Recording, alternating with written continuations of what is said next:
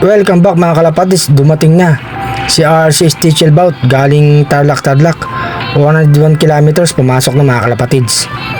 Ang ganda ng speed nito, nasa 1,000 mahigit mga kalapatids. Ang aga niya nga dumating dito sa loop natin.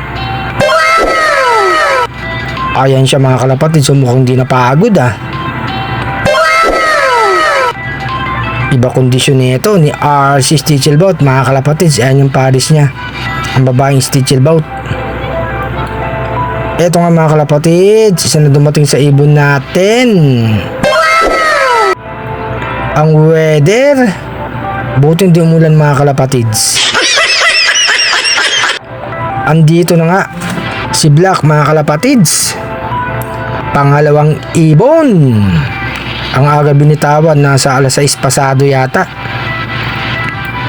Eto nga sa Arcelop, pasayo-sayo pa, 2 out of 2 tayo mga kalapatids.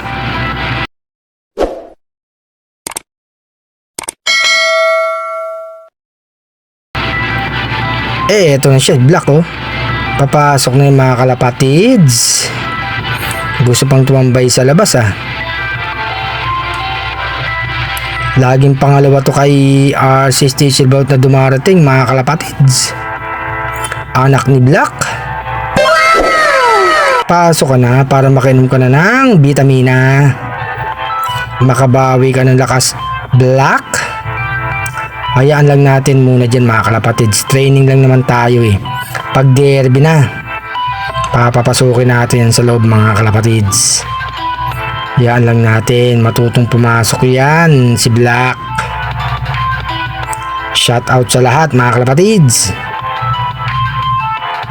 Papasok na si Black mga kalapatids. Lapit tayo ng konti, papasok na yan para makainom ka na ng vitamina. Ayun mga kalapatids, tatalon na Chumechempo lang yan si Black. Nilapitan ko na nga para pumasok na mga kalapatids. Lapit pa tayo ng konti, papasok na yan. Talo na Black. Ayan mga kalapatids, nasa loob na. Sabay diretso inom na yan mga kalapatids. Andyan na yung inumin nila na may vitamina. Makabawi sila ng lakas. Ayan, dalawang ibon natin mga kalapatids.